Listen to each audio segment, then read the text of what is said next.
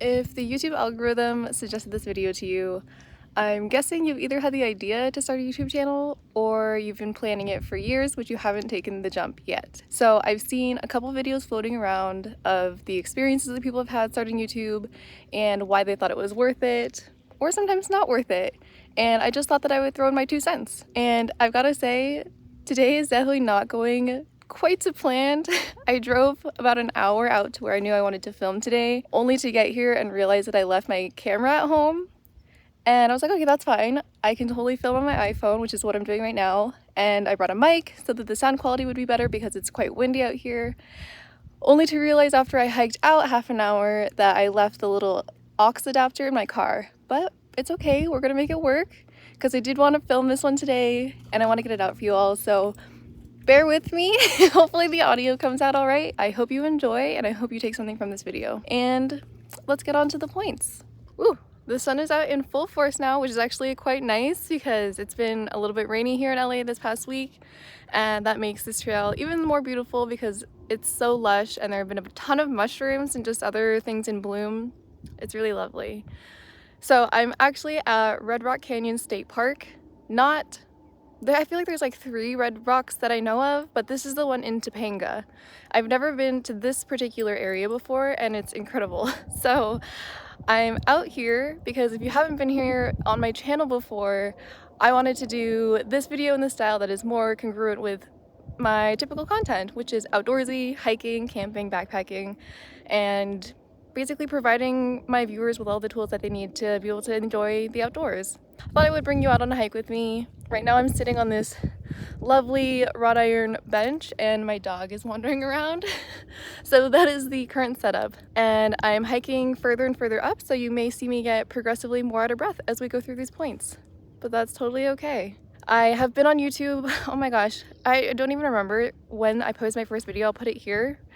But I've been posting sporadically. I've maybe posted 30 videos over the past like 4 years or something. And I just wanted to provide my experience being on YouTube for the past few years, even though I've been on sporadically. But I am jumping completely full in on YouTube this year. So I'm trying to post once a week. And this has been my experience so far. Look at how cool this rock structure is behind me. Note that all of these points are coming from the perspective of a micro YouTuber. As of this morning, I had 401 subscribers, which was like another milestone for me. I feel like my 300th subscriber was so long ago and I just hit that milestone of 400 yesterday, so very excited about that. And I have 6 main points that I want to go over today. The first of them being, I'm already out of breath. That's not the point. The first of these points is probably the most impactful for me, but that was learning a lot about myself and how I want to spend my time. So before I started my channel, I spent quite a bit of time deciding what exactly my channel was going to be about. Like, what is my niche going to be, or my niche?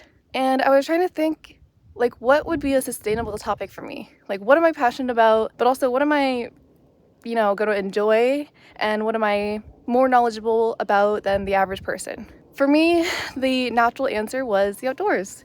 I feel like I'm sort of the resident expert in my friend group when it comes to the outdoors. They like to ask me for gear recs, and I like to help plan trip itineraries and all of that good stuff. So I knew that that was going to be something sustainable for me. And piggybacking off of that, that just meant that I got to spend more time outdoors. Knowing that that was going to be the topic for my channel, that meant that I had to prioritize getting outdoors to learn more so that I could share things on my channel and to film content. So it really helped me structure my life in a way that I was prioritizing something that I loved that I knew other people would also get value out of. So that was like a really incredible turning point, honestly, in my life, to just sit down, think about what was important to me, what I wanted to be able to share and contribute to the world, and then prioritizing having that in my life. All right, the second point I want to touch on is how many new skills you're going to learn through starting a YouTube channel. Starting a YouTube channel, in theory, is very easy. Really, all you have to do is pick up a camera or your smartphone, record something, and then upload it to YouTube, and there you go, you're done. But in actuality, there's a lot that goes into it, and as a solo creator, especially at the beginning, you're going to wear a lot of hats. You're going to have to learn how to film, how to get good sound quality, how to edit, how to market, how to write captions, how to find songs, how to do SEO. There's just a lot that goes into it. But the good thing is, all of these skills are also transferable to other careers. So if you decide down the road that YouTube isn't the thing for you and you want to, get back into a more typical 9 to 5, you have all these other skills and you've proven that you can create a finished product. You can see a project from start to finish that you executed on, created all the parts for, put it together bit by bit until you have a finished product. And that's very valuable. Okay, the third thing I want to touch on is sort of related to the last one. So speaking of careers, starting a YouTube channel really opened my eyes to all the possibilities outside of a 9 to 5. I worked in tech for almost 6 years out of college, and it was just, it was the only path I knew. Not tech, but like working a 9 to 5, sitting at a desk or going into an office or going into some sort of place of work for 8 hours a day, going home and just living by someone else's plans, working for someone else and seeing that consistent paycheck, which honestly is nice and comfortable, but I need a little more freedom in my life. So being a content creator, there's tons of freedom. You can work from wherever you want, whenever you want. You can share whatever you want, and there will always be an audience out there for you. And like we mentioned in the last point, you build all of these skills. So if you decide you don't want to do content forever, you can still transfer those skills to something else. And you've probably seen, but YouTubers and content creators have many streams of income. So you can create products, you can create digital products or guides or sell courses. You can do different types of marketing. You can be a consultant and do a freelance job. Coming from a very traditional background of going to school, getting a college degree, and then entering the 9 to 5, I truly didn't know what was out there or that someone like me could do one of these things. Expanding my horizons and exploring different types of careers and different career options was a huge selling point of starting YouTube for me. I am out here on a Friday in the middle of the day, hiking, talking to my phone, and I'm just gonna upload it online. On any other normal Friday at my office job, I would have just been sitting at my desk for the past 4 hours and I would have another 4 to go. So very different lifestyle. And I gotta say, this is the one for me. Check out these mountains. That is my view as I stand here filming point 4. Okay, the fourth reason that I think you might want to start a YouTube channel in 2024 is one that's near and dear to my heart. And that is that it creates a visual diary for you. Honestly, at this point, if I were to decide that I don't want to do content creation anymore for a career, I think I would still continue posting videos as a hobby because I'm probably my biggest fan, but I love rewatching my old videos, remembering what I was like at that time, who I was with, where we were going, and the inside jokes that we were having at the time. I love that. I've always been a big journaler and I love taking photos. And, in today's world, everybody's snapping photos on their phones constantly, whether it's what we're eating or what we're doing or our outfits of the day, but we don't really look back on them that much. Like you might post it on your Instagram story or scroll through your photos album every once in a while, but videos just capture something so different. And when you take a bunch of video clips and you put sounds to it and you edit it all together and you have this final product, it's just magical. I love that aspect of having a YouTube channel, especially one where I'm sharing my travels and all these different adventures that I'm going on. It's like a scrapbook, but better. Approaching my life with this visual diary scrapbook mindset has really made me appreciate all of my travels and everything that I'm experiencing so much more. I actually really love just doing daily vlogs and just remembering the little moments in life. And when I approach with my YouTuber mindset of like, what visuals and B-roll can I capture here? Or what emotions and stories can I tell? You just appreciate life in a very different way. I'm sure a lot of photographers and other creatives can relate to that in some way. I just love video as a medium. I love the memories and I love capturing them and editing them and having them to look back on. So 4, visual diary. And if that didn't sell you, which it should have, then I have 2 more points for you and then we're wrapping up. Okay. Hopefully this crow or raven doesn't interject too many times, but we're just gonna roll with it. So point number 5, and I think that this is a very important one to mention, but it's the connections that you'll make.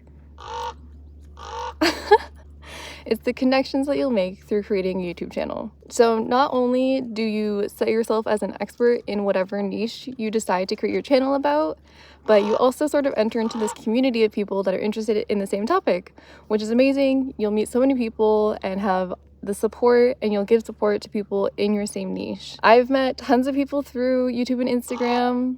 Some of them I can definitely call friends now. I've met people in real life through content creation, even though I don't have that many followers. You really do build a wonderful connection with these people because you inherently know something that's very important to them through what kind of content they're creating.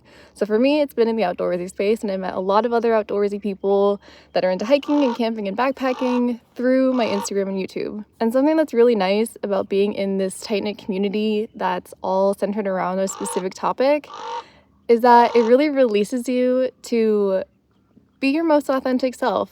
Like, you're choosing a niche that's something that's very important to you, that's a central part of who you are and your identity. And you found a group of people that resonate with that and that love that and that appreciate that about you. And that just gives you the freedom to express your love for this topic, to share about it, talk about it, to connect with people over it. These people are like-minded, right? Like you find your people. Ooh, the sun is coming back out again. That means it's time for me to move to my last location. But connection, a very important thing that I've learned in my time on YouTube that I think that you would also enjoy if you created your channel in 2024.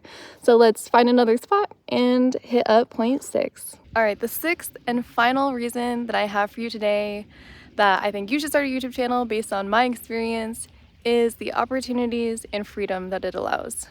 One of my favorite channels on here is Ali Abdal, and he's the productivity guru of YouTube. I'm paraphrasing him here when he said something like, if you create a YouTube channel and post on it consistently for a year, it will change your life. And I wholeheartedly agree with that.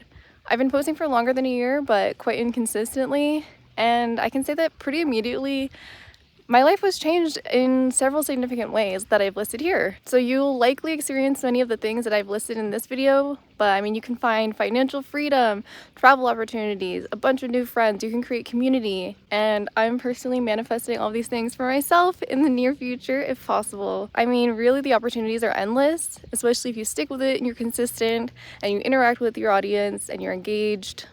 I mean, it can seriously change your life. So why not you, and why not this year? If you needed a sign, this is it. That's all I'm saying.